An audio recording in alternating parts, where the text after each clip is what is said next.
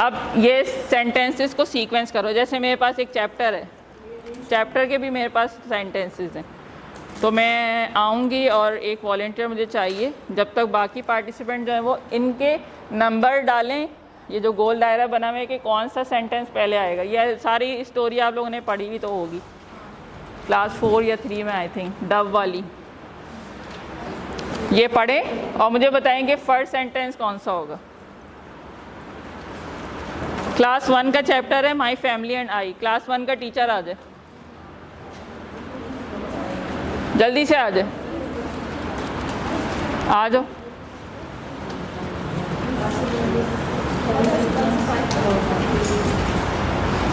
इस तरह के कटआउट्स बना के आप क्या करें, बच्चों में एक तरीका ये कि डिस्ट्रीब्यूट कर दें हर एक को, और वो खड़े होके वो रीड कर रहा हो। उसके बाद एक एक को बुलाएं और वो आ जाए। अभी थोड़ा टाइम शॉर्ट है मेरे पास, इसलिए मैं सबको इन्वॉल्व नहीं कर रही हूँ।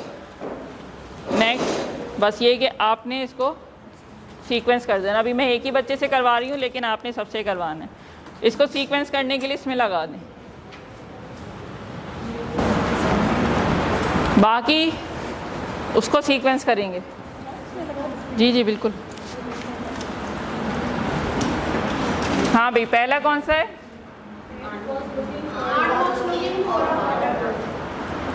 Aunt was looking for water. Okay. Second? Okay. And? Third कौन सा है?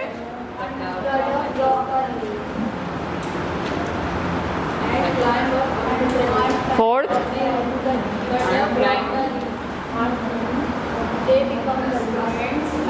Very good. शाबाश। तो पहले जो है वो आंट साहब जो थे वो ढूंढ रहे थे पानी को, फिर वो पानी में गिर गए। उसके बाद डव ने देखा, एक पत्ता फेंका, पत्ते पे वो चढ़ गए, और उसकी ज़िंदगी चूँकि डव ने बचाई थी तो वो दोनों दोस्त बन गए। इस तरह रीडिंग करने के बाद फिर नेक्स्ट जो बहुत इम्पॉर्टेंट टॉपिक है वो है डिक्टेशन। डिक्टेशन में क्या है, आपने सबसे अहम चीज़ करनी है कि बच्चों को करेक्ट स्पेलिंग आती हो। एक लेटर की भी मिस्टेक नहीं होनी चाहिए, क्योंकि एक लेटर की मिस्टेक से क्या होता है, पूरा वर्ड क्रॉस हो जाता है। अकॉर्डिंग टू रूल्स पूरा वर्ड क्रॉस हो जाएगा, वो रॉन्ग आंसर है। इसके लिए मैंने कुछ यहाँ पे रिकमेंडेशन है मेरी। एक तो वर्ड रेस गेम है। वर्ड रेस गेम कैसे कर सकते हैं, कल भी मैंने बताया था उर्दू में भी कि वर्ड रेस गेम दो तरह से हो सकते हैं। जैसे आपने एक चैप्टर पढ़ा दिया और बच्चों को टीम बना दी, एक टीम ए एक टीम बी हो गई। बच्चों को बोला बेटा आपके पास 60 सेकंड्स हैं, जल्दी से इसमें से जितने वर्ड दिमाग में आ रहे हैं, देख के नहीं लिखना, जितने वर्ड आपको याद आ रहे हैं सब लिखें, एक लिस्ट बना लें। अच्छा भाई, किसने सबसे ज़्यादा लिखे हैं? सब बच्चे लिख रहे हैं, जल्दी जल्दी सोच रहे हैं, लिख रहे हैं। जो करेक्ट वर्ड होंगे सिर्फ वही काउंट होंगे। दूसरा क्या है, हैंगमैन। हैंगमैन मैंने कल भी बताया था, क्या होता है, एक गेम होता है, ठीक है। यहाँ पे एक पेयर बना दे बच्चों के कि चलें भाई अब हैंगमैन खेलना है। इस चैप्टर में जो वर्ड है आपने सिर्फ वही सोचना होगा। तो मैंने एक वर्ड सोचा है,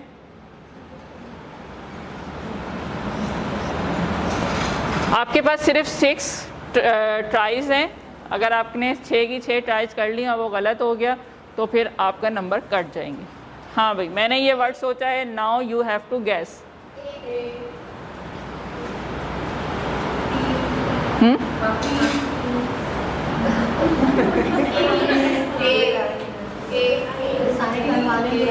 ए तो हो गया ना, पी भी हो गया, के, अच्छा टी कह रही है या ई कह रही है, क्या टी, ओके। के इन्होंने कहा था किसी ने, तो ये रॉन्ग हो गया। इस तरह से अगर रॉन्ग होगा तो आप ये पूरा हैंगमैन बनाएंगे और इसकी फांसी लग जाएगी और आपका गेम ख़त्म। अगर उन्होंने सही वर्ड गैस कर लिया तो उनको नंबर मिल जाएंगे, ठीक है। एक और है unscramble the word. Unscramble the word का मतलब ये है कि मैंने इसके लेटर्स को क्या कर दिया, आगे पीछे कर दिया। अच्छा, ये एक्सरसाइजेस बुक में भी होती हैं। चलें भाई, अब इसको दुरुस्त कर लें, करेक्ट करेंगे। Fill in the missing letters. जैसे मैंने यहाँ पे ये दे दिया, चलें भाई अब इसको कंप्लीट करें। अब वो वर्ड अगर बच्चे के जहन में नहीं है तो वो फिर दोबारा बुक खोलेगा, टेक्स्ट रीड करेगा और देखेगा कि ये वर्ड कहाँ पे मौजूद था। Replace pictures with correct word, इस तरह की भी एक्सरसाइज बुक में मौजूद है। जैसे ये complete the given story by replacing pictures with words, तो अगर हम इसको कंप्लीट करें, मेरे साथ कंप्लीट करें, क्या आएगा?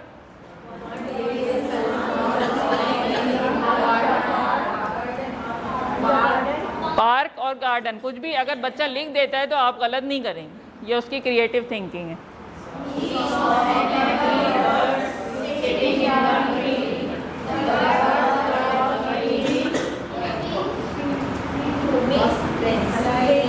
ईटिंग मेज, eating food, eating grains, what ever अगर उसने लिखा है और वो कॉन्टेक्स्ट में दुरुस्त है तो हम उसको करेक्ट कर देंगे। एक और जो है वो गेम मैंने बताया था कल कि आप एक दीवारें ले लें, 2 दीवारें ले लें जहाँ पे बच्चे भाग दौड़ कर सकते हो, एक ग्रिड बना दें और उसमें वर्ड्स लिख दें।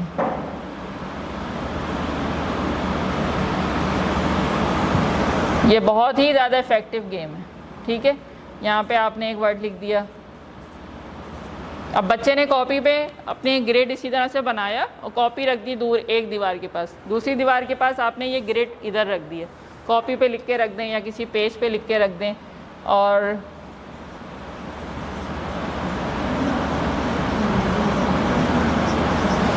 दो चार 5 बच्चों को दौड़ा दें।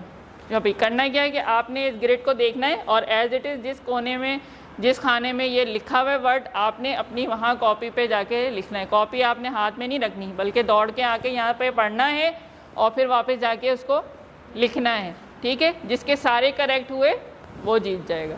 तो गेम का गेम हो गया और खेल का खेल हो गया, पढ़ाई की पढ़ाई हो गई। तो आई होप कि आप लोगों को समझ में आ गया होगा और आप लोग यकीनन इसके ऊपर इम्प्लीमेंट करेंगे।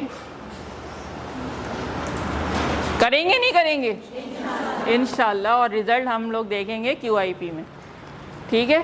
तो यहाँ से ग्रामर का पोर्शन कंटिन्यू करने के लिए मैं दावत दूंगी मोइना बाजी को। सब कुछ अंदर रख करके ना, सब कुछ अपनी चीज़ें अंदर रख दें, मैं कुछ नहीं लिखवाऊंगी। हालांकि ये राइटिंग की क्लास है, ये भी देखिए कैसा कमाल है, सब चीज़ अंदर रख दें। तो सबसे पहले stand up, sit down, stand up, sit down, 3 times हो गया, ठीक, हाँ 2 हुआ है। Stand up, sit down, okay fine. अब एक पोएम पढ़ते हैं, थोड़ा सा ताज़ा दम हो जाए ना, बहुत भारी राइटिंग, बहुत एडवांस एक्टिविटी होती है। चलें क्या पढ़ेंगे? Twinkle twinkle little star, how I wonder what you are, up above the world so high, like a diamond in the sky. When the blazing sun is gone, when he nothing shines upon, then you show your little light, twinkle twinkle all the night. बस इतना ही याद है, आप लोगों को पूरी poem नहीं याद है, बस यहीं पर ख़त्म कर दें। ओके, तो हमारी राइटिंग जो शुरू होती है वो किससे शुरू होती है? बिल्कुल बेसिक 1 KG 1 का बच्चा है, वो क्या राइटिंग करेगा? काहे से राइटिंग शुरू होगी उसकी?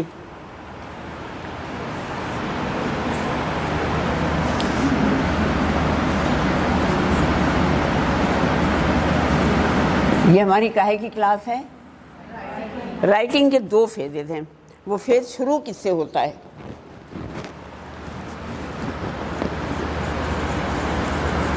काहे से शुरू होता है? हैंड राइटिंग से शुरू होता है। अभी ये ऑन हो जाए ना, मैं आपको नमूने दिखा दूंगी।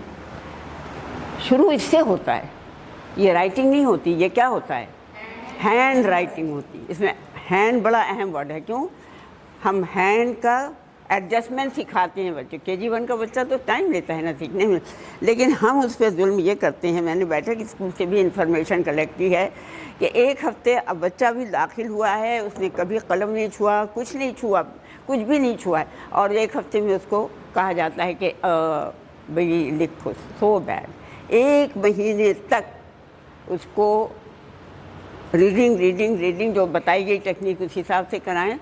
और लिखने के लिए उसको किसी भी चीज़ पर कहें, कोयले से ज़मीन में कहें, वो चौक जो आता है, वाइट चौक जो पहले हम इस्तेमाल करते थे, वो आए, उससे कहीं पे कराएं। वो एक ही शक्ल, उसको ग्रिप पहले चाहिए, पकड़ने की ताकत चाहिए। वो जब पकड़ने लगेगा तब वो फिर ए और बी सब बना दे सकता है। तो आप उसको वहाँ तक प्रैक्टिस करा के लाएं कि पेंसिल की चौक से कराएं, कोयले के टुकड़े से कराएं, ज़मीन पे कराएं, क्लास में ज़मीन में काली हो जाए कोई बात नहीं, पोछा लगवा लें, फिर सब हो जाए। उसके बाद जब आपको लगे कि क्लास में, एक दिन बोर्ड पर भी करा लें, मार्कर है तो उससे भी कर, जब आपको अंदाज़ा हो जाए कि आधी क्लास कम अज़ कम जो है आ गई है लिखने पे ना, तब उसको ए और बी बनाना शुरू करें। और स्मॉल लेटर से ही शुरू करें। और जो आपको बताया गया है ग्रास लेटर और उसकी डिस्ट्रीब्यूशन जो बताई गई है उससे ले वो है। उसके बाद जॉइंट राइटिंग आ जाती है, ये सिखाइए। और उसके बाद और सेंटेंसेस आ जाते हैं। तो बेटा अभी जो ऑब्जर्वेशन है हमारी, बिल्कुल हमारे बच्चों की राइटिंग अच्छी नहीं। जब हम इस तरह सिखाने को कहते हैं आपको, तो फिर बच्चों की राइटिंग क्यों ख़राब है? किसी स्कूल में ये एफर्ट नहीं होती, बहुत बड़े बड़े स्कूलों में होती है, लेकिन अमूमी स्कूलों में ये एफर्ट नहीं होती जो हम कर रहे हैं बैठक स्कूल में, जो हेड ऑफिस आपको चीज़ें भेज रहा है, लेकिन ऐसी राइटिंग तो नहीं होती। तो इस सेशन में, इस क्लास के बाद जब हम ऑब्जर्वेशन पे आएँ, बच्चों की कॉपी निकालें, तो इसमें कुछ सैंपल हमें मिलने चाहिए राइटिंग के। केजी का बच्चा वहाँ तक तो नहीं आएगा, लेकिन केजी 2 का बच्चा वहाँ तक पहुँचा हुआ हो। जब केजी 1 का बच्चा केजी 2 में आए तो इतनी राइटिंग सीख के आए। फिर वो 3 लेटर पे जाएगा। 2 लेटर में तो ज़्यादातर कम होते हैं वर्ड, 3 लेटर पे शुरू हो जाता है। 3 लेटर की प्रैक्टिस, और ये सैम्पल उसमें मौजूद है रहनुमा असातिज़ा में, आप उससे राइटिंग कराइए उसकी। और उसकी तो 4 लाइन ही कॉपी अभी चल रही है ना। आपको पता है ग्रास रूट लेवल लेटर्स कौन से हैं, स्काई लेटर्स कौन से हैं, और रूट लेटर्स आपको पता है ना। आप उसी सैम्पल को जहन में रखते हुए उसकी मदद कीजिए कि बेटा ये देखो, ये जब इस लाइन पे आ जाता है वो, तो आप कहिए ये देखो बी तो कौन सा है, कौन सा, पहले उससे निकलवा लें बच्चे से, बी कौन सा है, स्काई। यू क्या है, ये क्या है, ग्रास। ये तीनों ग्रास हैं। एफ क्या है, स्काई। ये दोनों स्काई हैं। फिर एच क्या है, स्काई। जे क्या है, के क्या है, स्काई।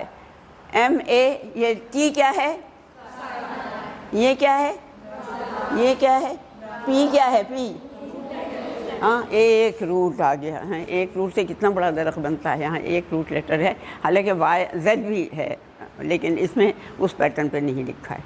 तो इसकी प्रैक्टिस होनी चाहिए।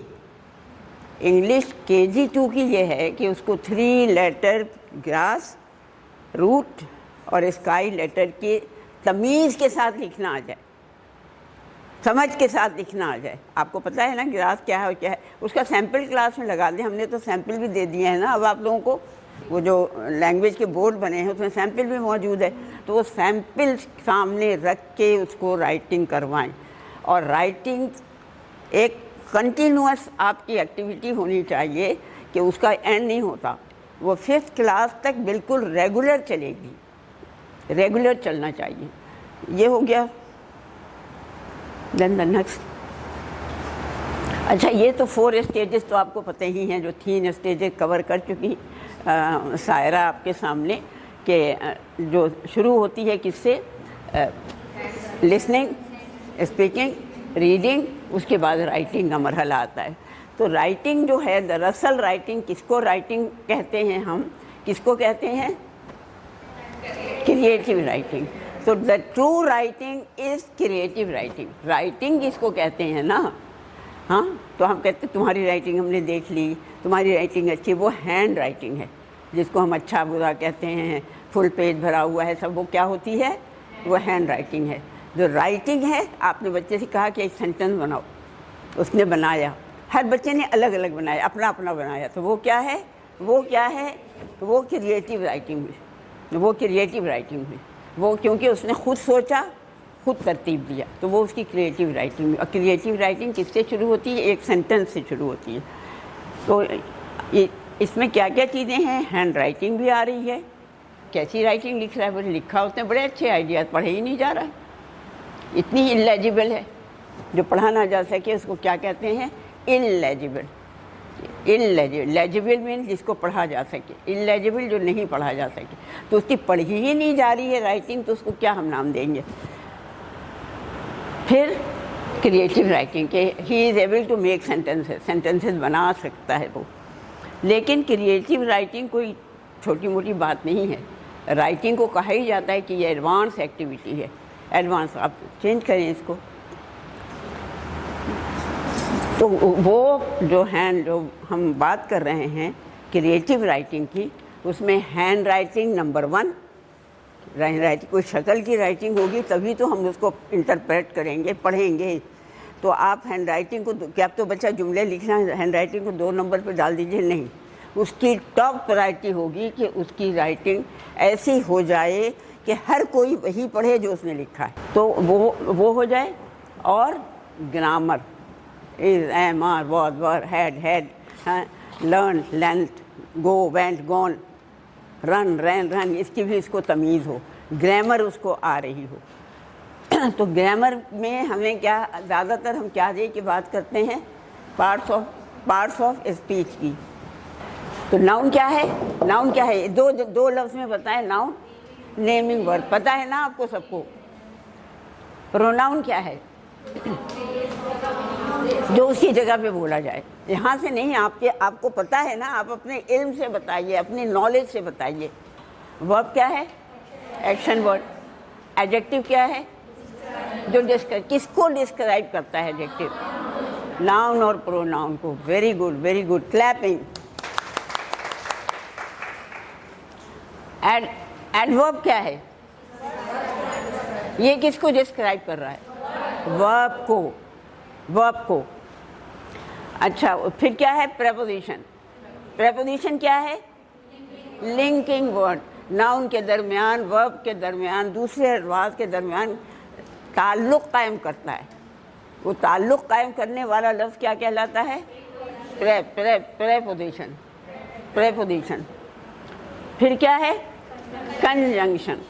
कंजंक्शन, एंड, और, आइदर। तो ये ऐसे अल्फाज जो इस्तेमाल करते हैं ना, या तो जोड़ते हैं एंड लगा के, या डिस्कनेक्ट करते हैं और लगा के, दिस और दैट, हियर और देयर। तो हम जो डिस्कनेक्ट करते हैं ना, वो भी कंजंक्शन कहलाता है, और जो कनेक्ट करते हैं उसको भी कंजंक्शन कहते हैं। फिर क्या है, इंटरजेक्शन। ये बड़ा जालिम लफ्ज़ है। क्या लफ्ज़ है interjection, that describes what, emotions कितने किस्म के होते हैं, joy, sorrow and surprise. Joy, hurrah, our team has won the match. Sorrow, the poor fellow died, the poor beggar died because of hunger. Sorry, oh, these words are expression of sorrow. Surprise, अरे you have come. अरे क्या है, surprise, इसको English में क्या कहेंगे, how, wow, words like this. तो ये ख़ास अल्फाज हैं, चंद अल्फाज हैं जिनको हम बदल के मौके के हिसाब से बोलते हैं, वो इंटरजेक्शन है।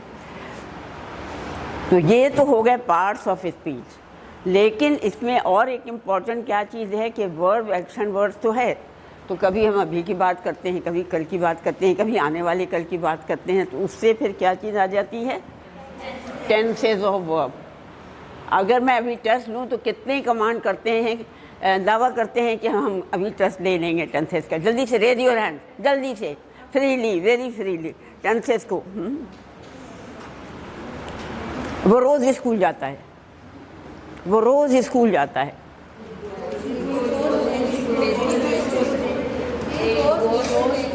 He goes school daily। इसमें एक चीज़ मिसिंग है जो होना चाहिए, क्या आएगा, कहाँ आएगा, टू स्कूल डेली। अच्छा, he goes to school daily, वो स्कूल नहीं जाता है, he does not, goes आएगा, go, वो क्या वो स्कूल जाता है? ओके, ये जो सिंपल प्रेजेंट टेंस है ना, ये ज़रा सा औरों से मुश्किल है, बाकी तो सब ऑटो हो जाते हैं, खुद ब खुद हो जाते हैं। इसमें पूरी है इसके कहानी टेंसेस की, लेकिन मैं उसको नहीं रिपीट कर रही हैं। अब हम ये देखेंगे कि पार्ट्स ऑफ स्पीच हम क्यों पढ़ें, ज़रूरत क्या है। आपने अभी तक तो पढ़ा तो उसमें पार्ट्स ऑफ स्पीच का तो कोई जिक्र नहीं आया ना, बांट दिया, सबको मिल गया। हाँ, तो देखिए इसमें क्या है, एक पैराग्राफ है, Bano is an intelligent girl. अभी वो छोड़ दीजिए, उसके नीचे क्या लिखा हुआ है forget about. Bano is an intelligent girl, she writes stories, she writes quickly and clearly. Bano's stories are simple but interesting. When her teacher reads them, she says, "Great work." आपको क्या लगता है? सारे अब देखिए, शुरू से देखना शुरू कीजिए। उसको हमने इंटरप्रेट किया है पार्ट्स ऑफ स्पीच में। हम ऐसे ही पैराग्राफ लिखते हैं ना, तो हम क्या इस्तेमाल करते हैं? सारे पार्ट्स ऑफ स्पीच कैसे होते हैं देखिए, इस पैराग्राफ में पूरा आ गया। बानो क्या है? नाउन है और सब्जेक्ट है। इज क्या है? Is verb. And intelligent girl. अब एक जुमले में कितनी चीज़ें आ गई? Noun, verb, article, adjective, noun, इतनी चीज़ें आ गई ना। तो इसी तरह ज़रूरी नहीं है कि हर जुमले में सारे पार्ट्स ऑफ स्पीच आएँ, लेकिन एक पैराग्राफ को मुकम्मल करने तक अगर उसमें कोई हमें सरप्राइज़ का लफ्ज़ लाना है या सौरों का लफ्ज़ लाना है या जॉय का लाना है, तो एक सेंटेंस वैसा आ जाएगा। अदरवाइज़ बाकी सारे आएंगे, सारे ही आएंगे तकरीबन। आगे चलिए। She writes stories. She pronoun है, pronoun, writes verb, stories. Again she writes quickly and clearly.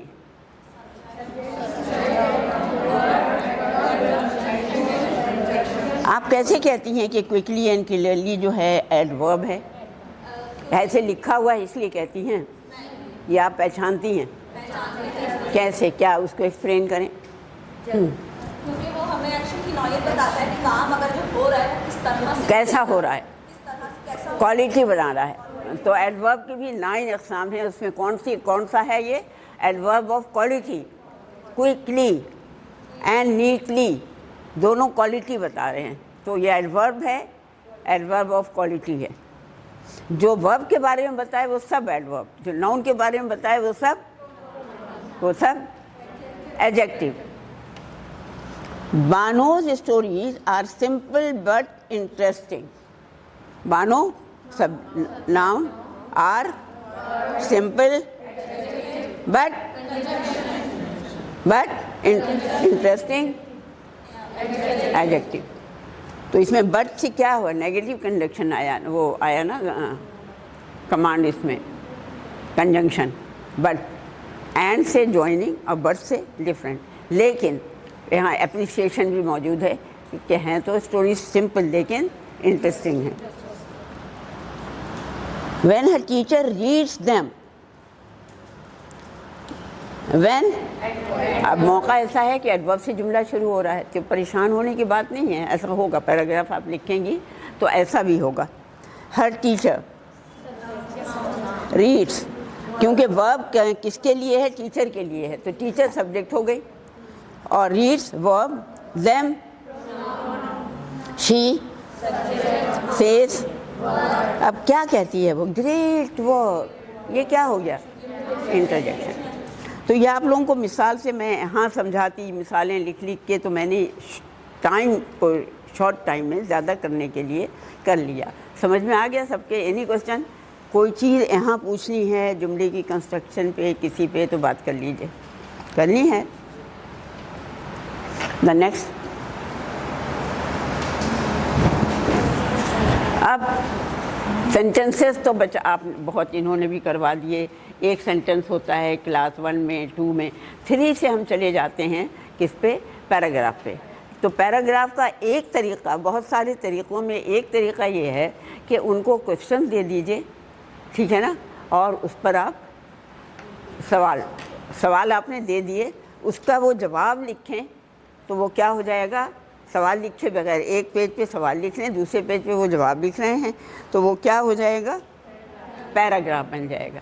जैसे अबाउट माई सेल्फ। एक टॉपिक है ना, बच्चों को दिया जाता है कि सबसे पहले आम तौर पर जब बच्चा लैंग्वेज पे आ जाता है तो सबसे पहले जो टॉपिक आम तौर पे बच्चों को दिया जाता है, 3 क्लास के बच्चे को जैसे आप देंगी 2 तक तो सेंटेंस पे लाएं। वो छोटी छोटी पिक्चर दिखा के, जैसे जो हो चुकी है एक्टिविटी मैं उसको रिवाइज नहीं करूँगी, आपने कैट्स रख दिया, 5 सेंटेंसेस जो उर्दू में टेक्निक है वही इंग्लिश में भी चलेगी। एक आइटम रख दिया, उसको दे दिए, हेल्पिंग वर्ब भी दे दिए और डिज़ाइन करा लिया।